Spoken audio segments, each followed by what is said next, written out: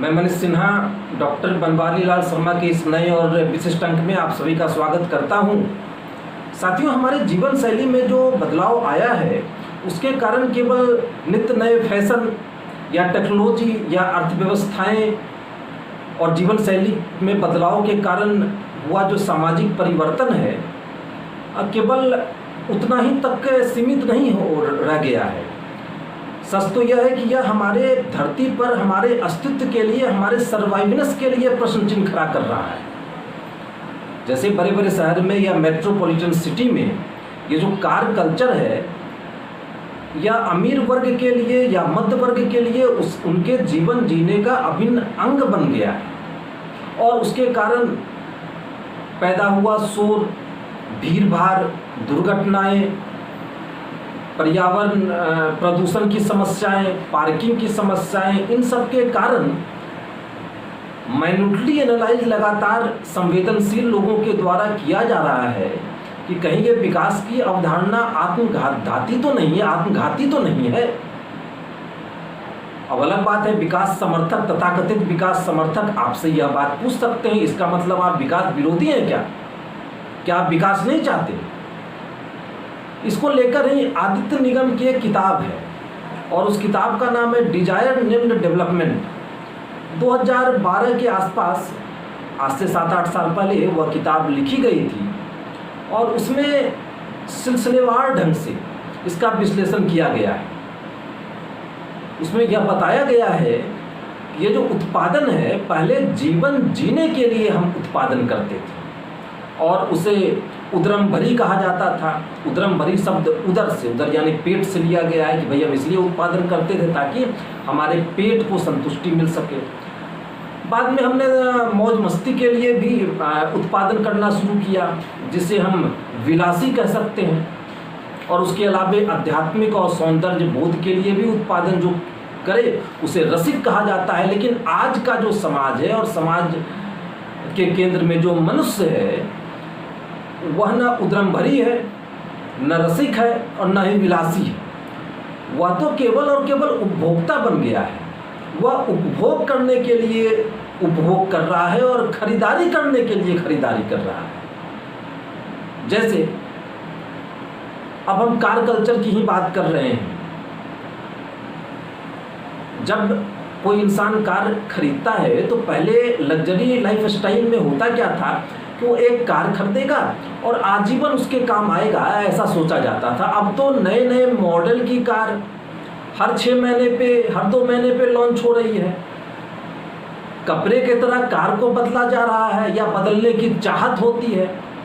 ऐसी स्थिति में इंसान कार पहले खरीदता है और वह किस्त की रकम कैसे भरेगा वह बाद में सोचता है। नतीजा दोस्तों यह होता है कि कार मनुष्य को चलाती है, न कि मनुष्य कार को चलाता है। आज ये हालत हो गई है। यहाँ पर अगर हम मितव्ययी होने की बात करें या फिर हम सादगी की बात करें तो सो कॉल्ड डेवलपमेंट के सपोर्टर कहा जाएगा उनके द्वारा कि भाई आप तो विकास विरोधी हैं, आप तो पिछड़े समाज से बिलोंग करते हैं, आप इस अर्थव्यवस्था के समर्थक नहीं हैं, प्रतिगामी हैं आप। क्योंकि ये जो अर्थव्यवस्था है वह उपभोक्ताओं को जन्म देती है, तो उपभोक्ता तो तब क्रिएट होंगे ना जब वो नए नए आइटम्स खरीदेंगे। इसके लिए मीठे मीठे शब्दों में उसे इस तरह की तरकीबें सुझाई जाएगी, विज्ञापन में गैर जरूरी सामान को भी नेसेसरी बनाकर उसके दिमाग में ये ठूस दिया जाएगा या तुम्हारे आवश्यकताएं, इससे तुम्हारी आवश्यकताओं की पूर्ति होगी। नतीजा यह होता है ये मीठे मीठे बोलने वाले के नाम पर आप तो सामान खरीद लेते हो और जब बाद में किस्त भरने में दिक्कत होती है, ऐसी स्थिति में यही मीठे मीठे बोलने वाले लोग आपसे गुंडागर्दी पे उतर आते हैं। बैंक आपसे गुंडाई करती है और तब वो कहते हैं भाई आपने तो शर्त पढ़ के लिया था, अब इसमें हम क्या करें। तो दोस्तों ये जो 21वीं शताब्दी का अर्थव्यवस्था है या 21वीं शताब्दी का जो उत्पादन है या उपभोक्ताओं का उत्पादन है, कंज्यूमर का उत्पादन है, इस बात को समझने की आवश्यकता है। इसके केंद्र में आम आदमी नहीं है, लोगों की मूलभूत आवश्यकताएं रोटी कपड़ा मकान नहीं है, इसके केंद्र में ऑटोमोबाइल है, इसके केंद्र में कार की आकांक्षाएं या आकांक्षा की कार, मुझे तो कुछ समझ में नहीं आता है। जब हम कार की बात करते हैं तो उसके साथ साथ कंट्रोल, नियंत्रण, गति, सड़क पे निष्ठा और आराम, कितना अच्छा लगता है सोचकर। ये सब की भावनाएं हिंदुस्तान के लोगों के मन में आती है, लेकिन यह बात नहीं आती है कि इसी कार कल्चर के कारण बड़े बड़े शहरों में झुग्गी झोपड़ियों को पूरी तरह उजाड़ दिया जाता है, नए नए पुल बनाए जाते हैं, अंडरपास बनाए जाते हैं। इसके साथ साथ साइकिल चलाने वाले, रिक्शा वाले, तांगे वाले, मतलब प्रदूषण रहित लेकिन धीमी गति से चलने वाले जो तथाकथित वाहन हैं, उनके लिए तो सड़क बनी ही नहीं है और उनके लिए चलना एक तरीके से प्राणघातक होता जा रहा है। आप देखें, एक कार एक झुग्गी झोपड़ियों के बराबर जगह छेकती है और जब वो चलती है तब क्या हालत होता है, तब तो वो 5-6 झुग्गी झोपड़ियों के बराबर जगह छेकती है, ऐसा महसूस होता है।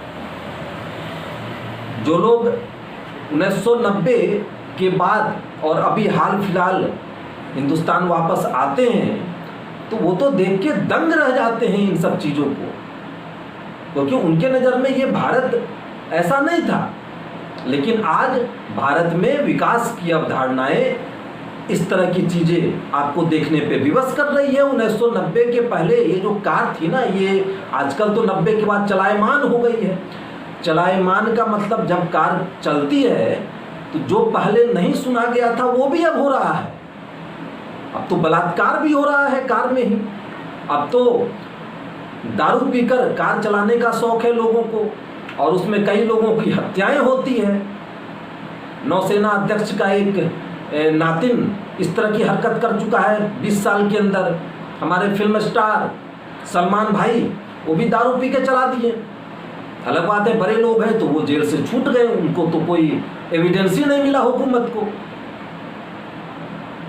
अब कार आपके पास है तो कार कैसी है, कार बड़ी है या छोटी है, कितनी कार आपके पास है, महंगी कार है या सस्ती कार है। सवाल यह है कि इस कार कल्चर के कारण जो दुर्घटनाएं होती है साइकिल वालों की, बाइक वालों की, ई रिक्शा वालों की, और इसके साथ साथ अगर इन हत्याओं के साथ साथ हम बलात्कार की घटनाएं को भी जोड़ दें तो समझ में आ सकता है ये जो तथाकथित विकास के लिए ये जो कार कल्चर आया है, ये जो निजी वाहन नाम का जो प्राणी आया है, उसके कारण कितनी दिक्कतें लगातार इस देश में होती जा रही है। सवाल तो यहाँ प्रदूषण का भी है। अभी आपने देखा लॉकडाउन हुआ, लॉकडाउन में दिल्ली का वायु प्रदूषण काफ़ी घट गया, दिल्ली की वायु गुणवत्ता काफ़ी बेहतर हो गई क्योंकि कार नहीं चल रही थी।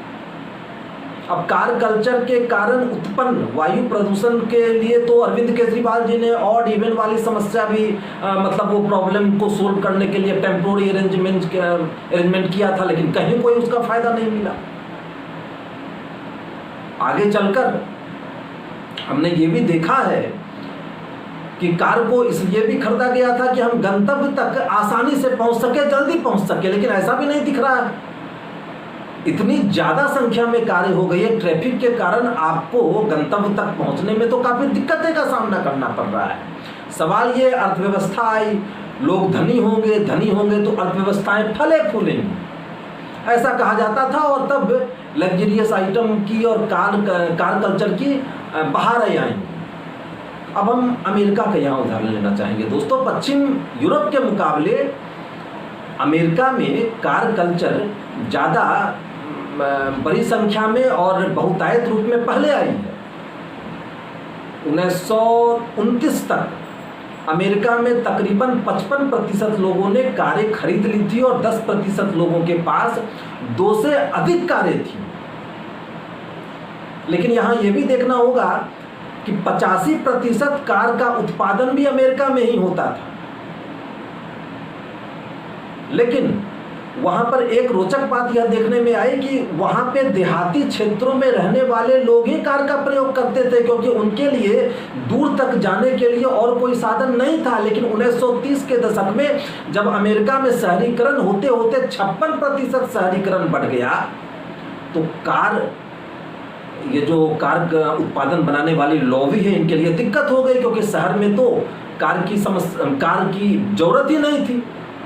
उसके लिए जानबूझ के सार्वजनिक परिवहन को समाप्त किया गया और ऐसी जीवन शैली बनाई गई जहां पर कारों का लेना जरूरी हो गया। आपका आवास और आपके ऑफिस में इतना ज़्यादा डिस्टेंस कर दिया गया कि आपको जबरदस्ती 1940 में अमेरिकन को कार कल्चर का कंज्यूमर बनाया गया। और एक औसत अमेरिकी एक औसत जापानी के मुकाबले तिगुना पेट्रोल कंज्यूम करता है। 1992 में ब्राजील में रियो डी जेनेरियो नाम के एक शहर में पृथ्वी सम्मेलन हो रहा था। वहां पे एक प्रतिभागी ने यह बात कही कि अमेरिका ज़्यादा कंज्यूम कर रहा है। तत्कालीन राष्ट्रपति जॉर्ज बुश सीनियर ने तपाक से उठकर कहा कि our lifestyle is not for negotiable, हमारी जीवन शैली पे कहीं कोई चर्चा नहीं हो सकती है। हालत यह है साथियों, इस कार कल्चर के कारण जो तेल पर, ये जो मोनोपोली तेल पर अमेरिकन की हुई है और उसके लिए उन्होंने कई इन प्रकार खुरापात किया है, उसके कारण आज स्थिति यह है कि उस कार कल्चर के कारण ही तो उनकी विदेश नीति तय हो रही है। क्योंकि कार कल्चर के कारण तेल पे अधिकार करना और तेल से ही विदेश नीति तय हो रही है उनकी। लेकिन कार बनाने वाले उत्पादक इस बात को जानते हैं कि तेल सीमित है, इसलिए उन्होंने क्या किया, उन्होंने एक दशक पहले बायो ईंधन के द्वारा यानी जैव तेल से कार चले इस पे जोर दिया। और अब जो अन्न जो है, खाद्य पदार्थ खाने के लिए नहीं उपजाने लगा अमेरिका में, कार पे चलने के लिए उपजाया जाने लगा। नतीजा ये रहा, 2008 में आप तत्कालीन समाचार पत्र में आज भी पढ़ सकते हैं। मैं पूरी जिम्मेदारी के साथ कहना चाहूँगा कि खाद्यान्न के दाम उस समय काफ़ी ज़्यादा बढ़ गए। अफ्रीकन देश में, लैटिन अमेरिकन देश में तो खाद्य पदार्थों की दिक्कतें हो गई, अमेरिका में तो हुई। वहाँ वॉलमार्ट में भी अनाज नहीं रखा जाने लगा। लेकिन एक बेहुदा बयान जॉर्ज बुश सीनियर का उस समय भी आया जब उन्होंने कहा कि ऐसा इसलिए हुआ है, खाद्यान्न संकट इसलिए हुआ है क्योंकि भारत और चीन ज़्यादा नॉनवेज खाने लगे हैं। नॉनवेज खाने लगे हैं तो ये जो बकरे होते हैं उसके लिए खाद्यान्न की जरूरत होती है, उनको खाद्यान्न दिया गया, तो इसलिए खाद्य पदार्थों का संकट हो गया। वो कभी नहीं कहेंगे कि ये कार कल्चर के कारण हुआ है। और दुख की बात यह है साथियों कि ये जो पूंजीवादी भूमंडलीकृत व्यवस्था है, इसका कोई विकल्प नहीं है, यही सस्टेनेबल है। यह कहने के लिए अब दक्षिणपंथी हुकूमत नहीं, वामपंथी हुकूमत भी हाथ से हाथ मिलाती है। और ये जो अमेरिकन कार उत्पादन करने वाले हैं, यह अब अमेरिका ही नहीं, बाहर के देशों में जाकर भी भाई खाद्यान्न अब चाहिए ना, अब तो बायो ईंधन चाहिए, तो जल जंगल जमीन का प्राकृतिक दोहन, वहाँ के संसाधन का प्राकृतिक दोहन कर रहे हैं। और आज़ादी बचाओ आंदोलन के महानायक डॉक्टर बनवारी लाल शर्मा अपने जीवन के अंतिम दिनों में लगातार इस बात का उल्लेख करते थे कि ये जो बहुराष्ट्रीय कंपनी है, ये लगातार प्राकृतिक संसाधनों का दोहन कर रही है, इस लूट को हमें रोकना है। और इसके लिए तमाम सामाजिक कार्यकर्ता, अभी भी लाखों सामाजिक कार्यकर्ता दुनिया में लगे हुए हैं। लेकिन जैसा मैंने कहा कि उसके समांतर व्यवस्था इतनी मजबूत है, उन्हें लगता है कि देयर इज नो अल्टरनेटिव, और उसके लिए वो तमाम प्रपंच करते हैं। जैसा मैंने कहा कि वो जो लॉबी है, उस लॉबी के आगे वामपंथी हो या दक्षिणपंथी सारी सरकारें घुटने टेक चुकी है। जहां तक मुझे याद आ रहा है, हिंदुस्तान में भी 2006 में नैनो कार के लिए टाटा कंपनी के द्वारा पश्चिम बंगाल के सिंगूर नामक जगह पे और नंदीग्राम नामक जगह पे जमीन का अधिग्रहण किया गया था। कहा गया था इससे इंडस्ट्रियलाइजेशन होगा तो बेरोजगारी दूर होगी, लोगों के जीवन स्तर में सुधार आएगा। ये नहीं बताया गया कि इंग्लैंड में भी इसी तरह कभी औद्योगिक क्रांति को लाई गई थी। नतीजा क्या हुआ? पूंजीवाद आया और गरीबों और अमीरों में जो खाई आज दिख रही है, इसकी शुरुआत इंग्लैंड की इंडस्ट्रियल रेवोल्यूशन के ही दौर में हुई थी। इस बात को समझने की आवश्यकता है। हमारे यहाँ भी उस तथाकथित डेवलपमेंट के नाम पे हरित क्रांति लाई गई, हमारे जमीनों को अनुपजाऊ बनाया गया, पेस्टिसाइड्स डाल डाल के आज जमीन की उर्वरा शक्ति ही समाप्त हो गई है। तमाम आदिवासी को माइग्रेट करना पड़ा अपने एरिया से। आप कह सकते हैं कि भाई अगर आप पूंजीवाद के समर्थक हैं तो आप कह सकते हैं आपके पास विकल्प क्या है। बात सही है, विकल्प तो हमें देना होगा और इसके लिए विकल्पों की पूरी श्रृंखला पे बात करनी होगी। और ये जो विकास की अवधारणा है उसकी उपयोगिता पे प्रश्न चिन्ह लगाते हुए ये जो आकांक्षा है, इस आकांक्षा के बारे में भी थोड़ी बात हम लोगों को करनी चाहिए। अब ये तो तय हो चुका है कि जो डेवलपमेंट का मॉडल है ये पूरी तरह विनाशकारी है, पर्यावरण के लिए, स्वास्थ्य के लिए, शिक्षा के लिए, हमारी संस्कृति के लिए, मानव निर्माण के लिए। एक ऐसा डेवलपमेंट जो हवा और पानी के साथ हो। सवाल ये है कि कार कल्चर को आगे लाने के लिए जब विस्थापित किया जा सकता है, लोगों को इस तरह की प्रक्रियाएं अपनाई जा सकती है, तो उसके बरक्स, उसके समांतर कोई व्यवस्था लाने के लिए ऐसा क्यों नहीं किया जा सकता साथियों? अभी तो यूज एंड थ्रो का जमाना है। जो आज हम खरीद रहे हैं वो आज ही पर काम होगा, कल उसका वो तो यूजलेस हो जाएगा। तो हमें एक ऐसा मॉडल तैयार करना है जो चीज़ों को ऐसा बनाए जो सस्टेन करे, लंबे समय तक वो प्रयोग में आ सके। और उसके लिए हमें इस विकास के बरक्स ऐसी नीति तैयार करनी होगी। बाजारवादी शक्तियों पे सब कुछ नहीं छोड़ना होगा, चीज़ों को रिसाइकलिंग करना होगा। उपभोक्ता की संप्रभुता के नाम पे, विकास के नाम पे जो विनाश हो रहा है, उसके बरक्स एक समांतर व्यवस्था स्थापित करनी होगी। और इसके लिए तो जाहिर सी बात है सरकारें अपनी नीतियां बदले, इसका तो दबाव बनाई होना, मतलब इसका तो दबाव बनाना ही होगा।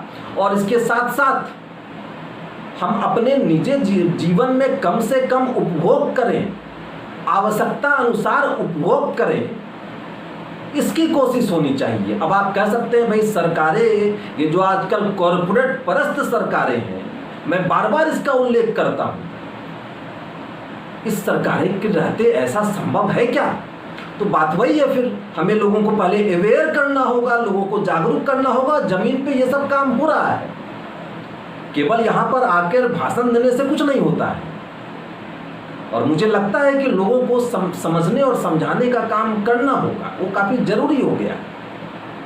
और यहाँ पे एक बात और कहना चाहूँगा कि भारत युवाओं का देश है और बार बार ये जो 90 के दशक की अवधारणा की बात होती है, 90 के पहले और 90 के बाद, तो जिनका जन्म ही 90 के आसपास हुआ है या 90 के बाद हुआ है, जो आज 25 से 30 के आसपास हैं, जो हमसे एक दशक के छोटे लोग हैं, उन पर ये बात स्थापित करनी होगी कि बाजारवाद जो है, ये बाजारवाद, ये उपभोक्तावाद, वैश्वीकरण, निजीकरण, ये जो ताकतें हैं, ये हमारे एम्प्लॉयमेंट को तो चट कर ही रहा है, इसके साथ साथ हमारी पूरी सभ्यता और संस्कृति विनाश की ओर जा रही है। मैं यहाँ पर अर्थव्यवस्था की बात नहीं करूंगा कि किस तरह भारतीय अर्थव्यवस्था इस डेवलपमेंट के मॉडल के कारण ही पिछले 4 दशक में सबसे नीचे गिर गई है।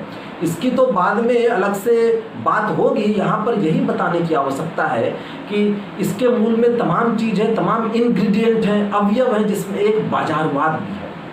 तो इस बाजारवाद के खिलाफ किस तरह लड़ना चाहिए और क्यों लड़ना चाहिए, इसके बारे में मैंने आप लोगों के सामने थोड़ी बातें रखी। मैं उम्मीद करता हूं कि आप अपनी प्रतिक्रिया देंगे। पसंद आए तो लाइक भी करेंगे, शेयर भी करेंगे, सब्सक्राइब भी करेंगे और समय समय पे हमारी आपकी मुलाकात होती रहेगी। धन्यवाद।